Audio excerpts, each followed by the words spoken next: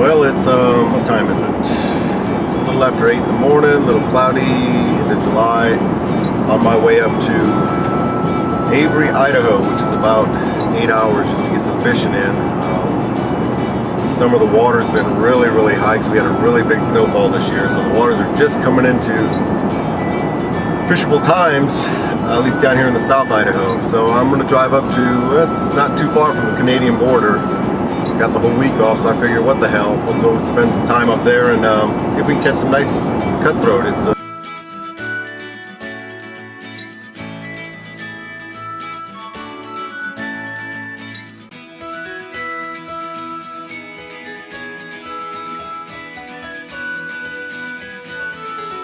place. So it's about 9:15 here. Got in around 4 and went and did some fishing. Caught a couple little ones. Had 2 really big ones and they both snapped my line, so I got to put on bigger leaders and tip it tomorrow. They really seem to like the sort of stimulator elk ear caddis. The water's gin clear, just gorgeous out here. Small river, windy road. I went about 25 miles from where I am, and I haven't made the campground yet, which is what I'm going to work towards.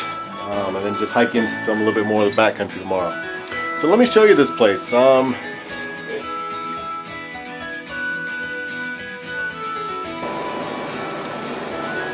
good morning. It's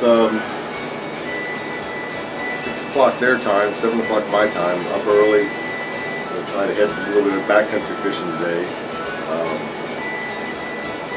But now I want to try to see if I can catch and keep some of these big fish. They're out there. I just got to get to them. I got to be able to hang on to them. Other than that, just a reminder, I need a new set of wading boots. These things are just too small and they are killing my feet.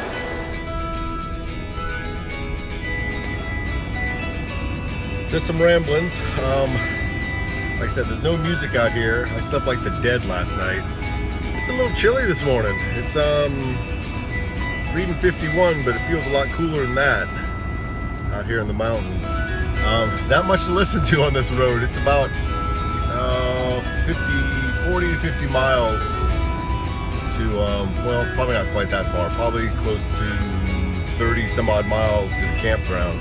And then I'm going to hike in from there. But I want you to listen to the only music that's available out here. Because we're on the Nez Perce, or right outside the Nez Perce reservation, this is about the only radio station you can get.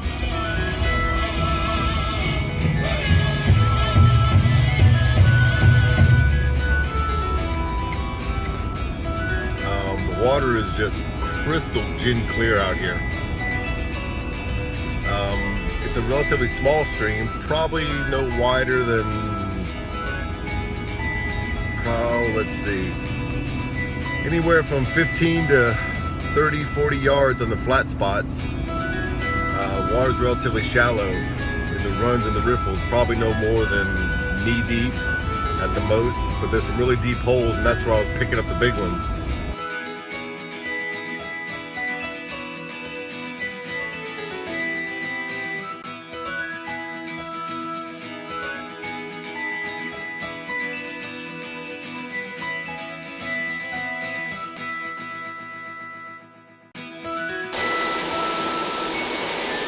Back in the backcountry, St. Joe River. Next spot I'm going to fish. Nice little waterfall.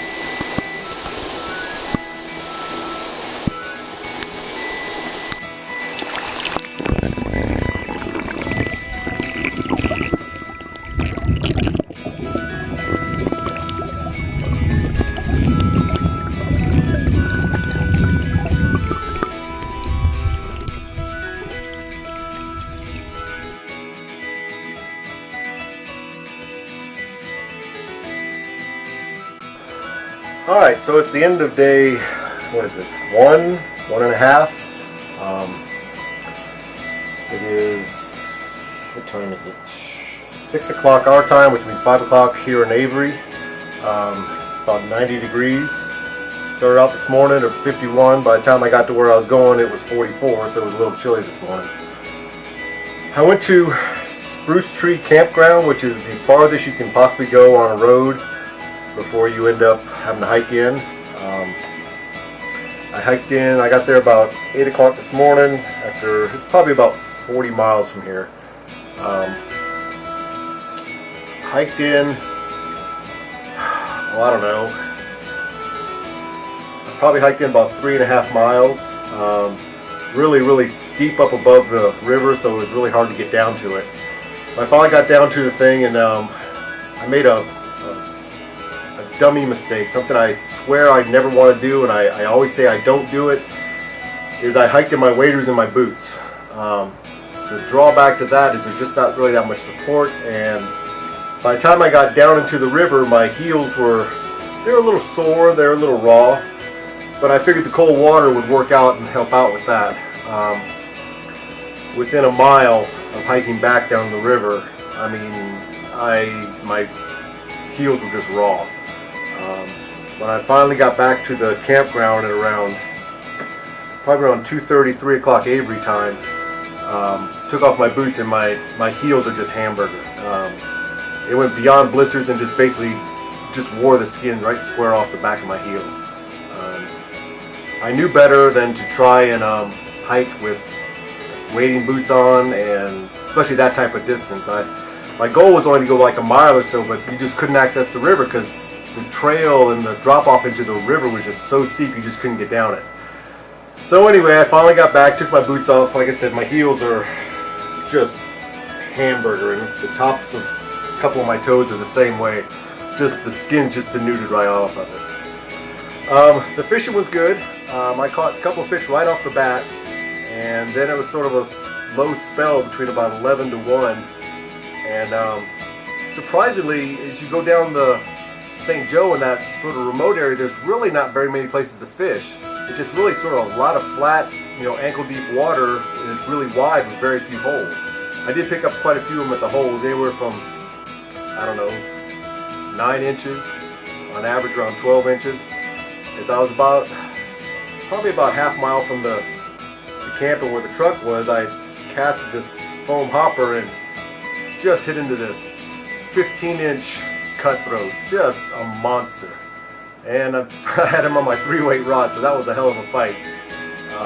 The fishing seems to be best early in the morning, and sometime after about 3 or 4 o'clock it really starts picking up again. They really like the hoppers, they bite it just at about everything. I'm going to sit here tonight and just see how my heels look in the morning. If I can't wear my boots or even my hiking boots because my feet are so denuded, then I guess I might even just head back tomorrow. I don't know. It's a dumbass mistake. I knew better, but I went ahead and did it anyway, and I paid the price for it.